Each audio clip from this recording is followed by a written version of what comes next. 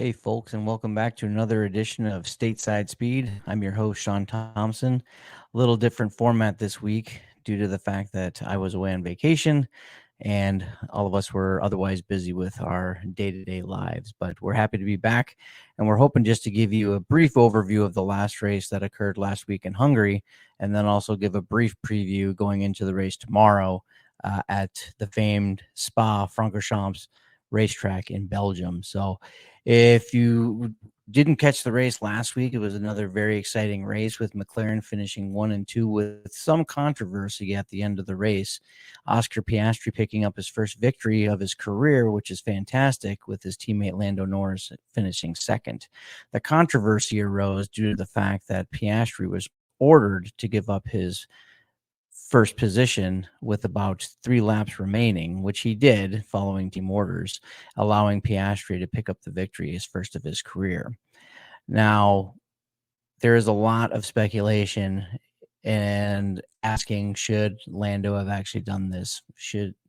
And I think it's hard to say. I think Lando really showed what a great teammate he is, and I think it was also a big show of consolidation for the team in general, just knowing what Oscar's done to help Lando get to the point that he is, including helping him get his first victory in Miami. So I think this is good overall for the McLaren team, but it does introduce, these are very competitive gentlemen.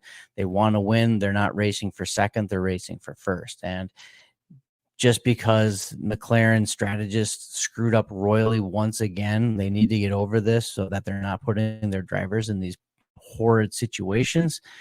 It was the pit strategy that ultimately pushed Piastri out of the first spot.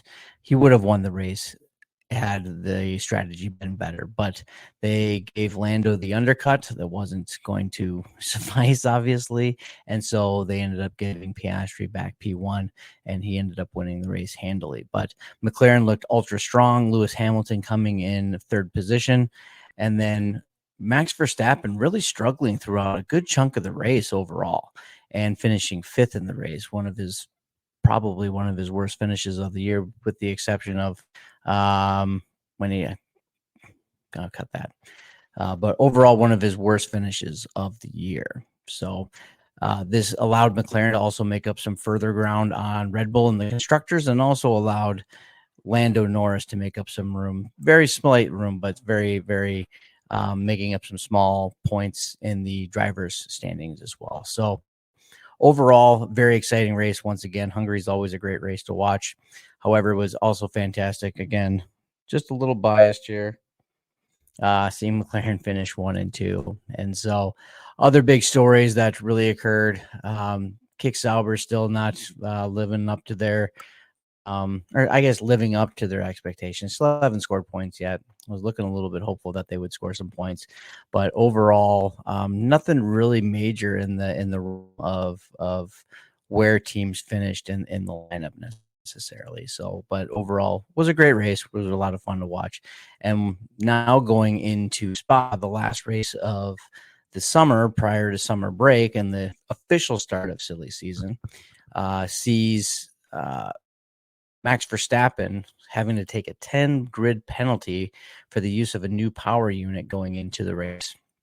And so qualifying was earlier this morning, and Verstappen did take first place, but now he'll start in 11th. Now Charles Leclerc will start on the pole, with Sergio Perez finishing quite high up in the order, and he'll start second, followed by Lewis Hamilton, who officially finished fourth, but will start in third position, followed by the McLarens in fourth and fifth, and so on and so forth from there. So again, it'll be interesting to see if Max can charge up the field, see what kind of damage he can do. He's had this issue before at this racetrack, and he charged up quite readily.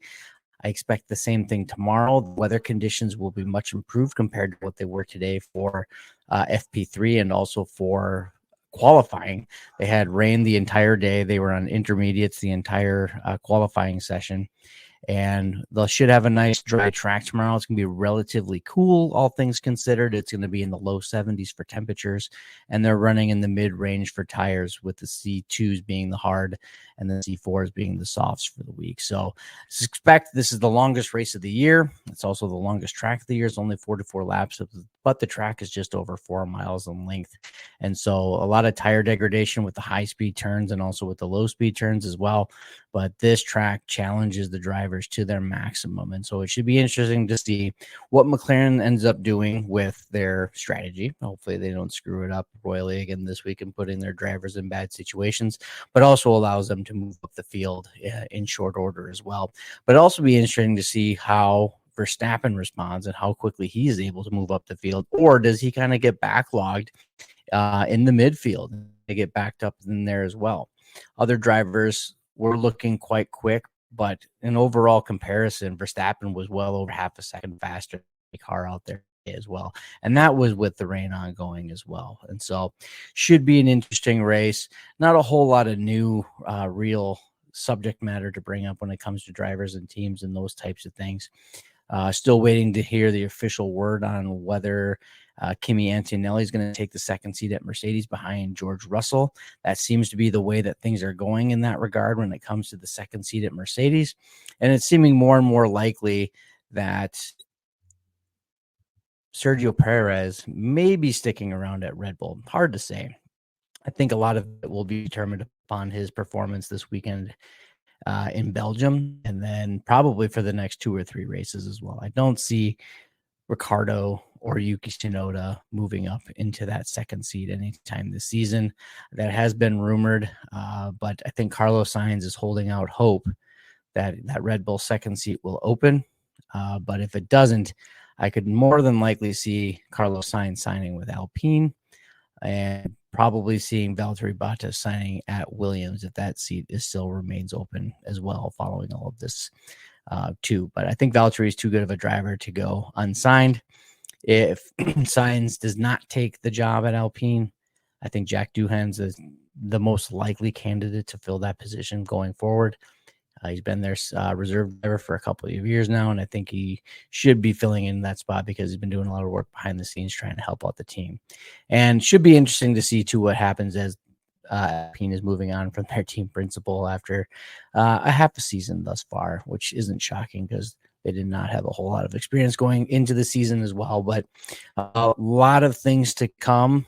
The silly season starting after this week will be great. I'm sure we're going to have an episode or two to kind of discuss and go over things as they occur with driver signings and those types of things. So please stay tuned.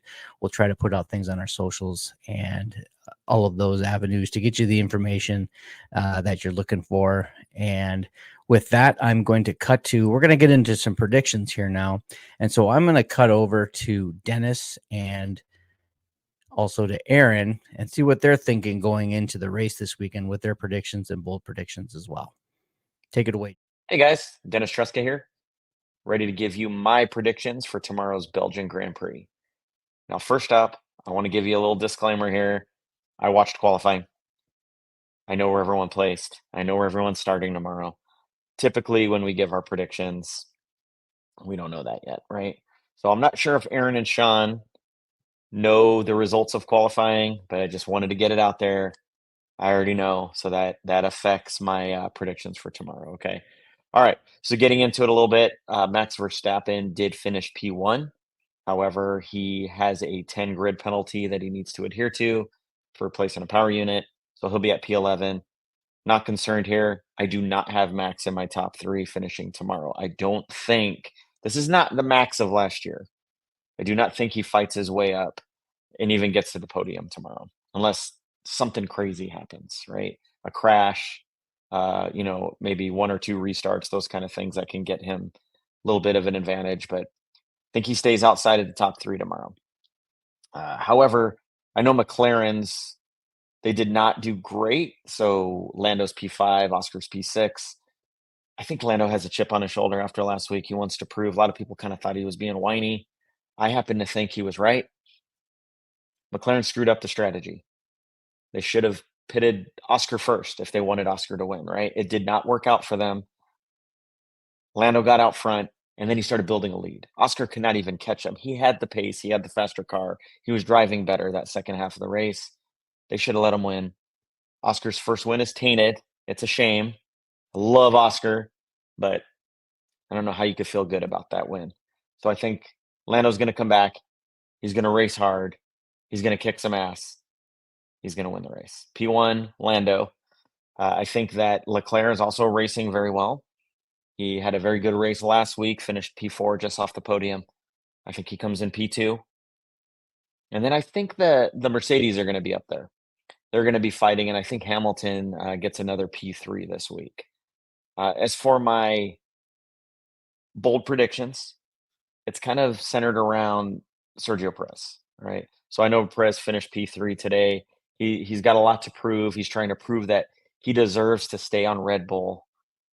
But I don't think he does it in the race. I think it's going to get to him. He knows Max is behind him trying to push up the ranks. I don't think he finishes in the top 5. He's outside of the top 5. And that's not even the bold prediction part. The bold prediction is that tomorrow will be his last race with Red Bull. He's gone after tomorrow. Before we get to the next race, Perez will be removed from the team. There it is. So P1 Lando, P2 Leclerc, P3 Hamilton. Bold prediction, Sergio Perez finishes outside the top 5 and loses his seat ultimately at Red Bull before we get to the next race. So that's it. Thank you all for listening. Please share, like, subscribe, and follow. Appreciate your support. Hey everybody, Aaron here with Stateside Speed. We are a day away from the Belgian Grand Prix, and I'm here to give you my predictions for what's going to happen tomorrow at Spa. I'm going to start off lots of drama from last week, not only with McLaren, but also with Red Bull as a team in general, with VCARB and Red Bull. Verstappen getting his 10-place grid penalty. Yuki Tsunoda starting at the back of the grid as well. And also Danny Ricciardo, not really happy with his pit strategy that they gave him. So a lot of things to watch out for. Qualifying was a little tough for everybody because of the rain, but it looks like the weather is going to hold out. Should be a good day tomorrow. And with that, we're going to jump into what my predictions are real quick here. I'm going to go starting off with P3. I'm going to go with Max Verstappen. Might sound like a bit of a bold prediction, but I think he's got something to prove. He's got something to show everybody that last week was not just because he was up until 3 o'clock in the morning playing his sim races. So I'm going to go with him at P3. P2, I'm going to go with Carlos Sainz. I could interchange this between him and Charles Leclerc, but I think Sainz is going to come out and get a podium this week, and I'm going to put him at P2. And then P1, I'm going to go with Lando Norris. He's had great races the last few weeks. They're going to do a good strategy, better than what they did last week with him and Piastri. I think for what it's worth, Piastri comes in at P4. And on the flip side of that, I could also see, and this may also sound like a bold prediction, but it's not my bold prediction. I could also see Verstappen winning this whole thing. So just recapping for the sake of what I've got here, got Norris P1, Sainz P2, and Verstappen P3, Piastri P4, whatever that's worth. And then my bold prediction is going to be Sergio Perez P5. He's still got something to prove. He wants that seat next year. He wants the seat the rest of this year with Red Bull. I think he's going to have a good race, and he's going to come out P5. He could even possibly make the podium, but for my bold prediction, I'm going to say P5. That's what I've got for my predictions. Let us know what you think. Like, share. If you enjoy what you're seeing, let us know. Interact with us. Thanks for the support, guys. Okay, we're back. Thanks for those outstanding predictions, guys. Those were fantastic.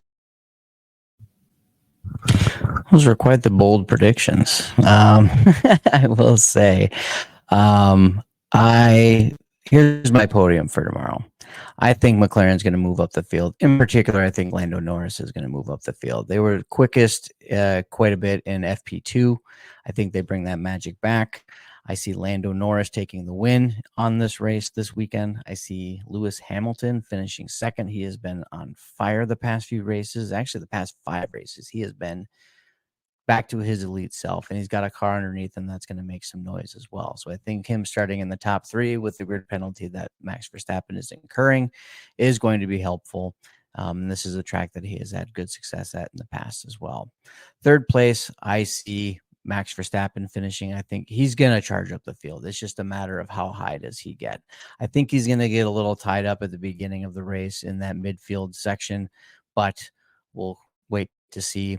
And my bold prediction is that Max Verstappen will pass Sergio Perez for the podium on the second to last lap.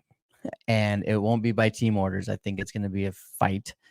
I'm not as convinced as Dennis is about the losing of the seat necessarily. I think he's bought himself a little extra time with the performance thus far this weekend. However, if Perez crashes early in the race or tumbles down the order, I could probably see a little bit more of that going into the summer break. And so hard to say. I think if Perez has a solid race, finishes in the top 5, I think he keeps his seat. I think for certain if he finishes outside the top 10 or is a DNF this week, he's done.